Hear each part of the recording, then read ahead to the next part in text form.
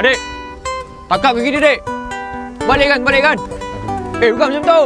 Kaki kanan tu balikkan. Aduh.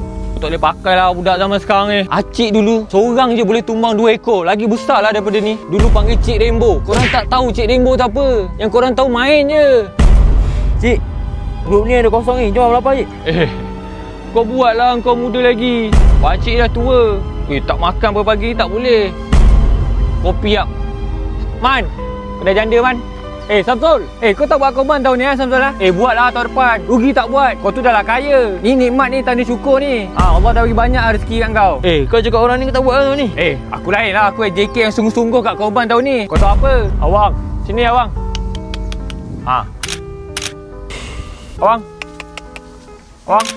Dek, sini jap. Takak gambar jap. Aduh. Takak grup. Pakcik bukan apa, Dek. Pakcik ni nak kena terus bagi gambar dekat peserta korban yang buat korban dengan Isah korban. Depa semua ni memang akan dapat terus live notification lepas korban dibuat. Lepas tu, Dek, kalau peserta ni tak dapat gambar, pihak Isah korban yang terus bagi refund. Jenuh Pakcik nak jawab nanti, Dek. Gambar. Mochi. Tapi Pakcik banyak takak selfie je tadi.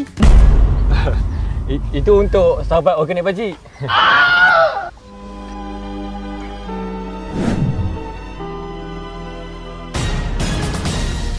Untuk sahabat organik Pakcik.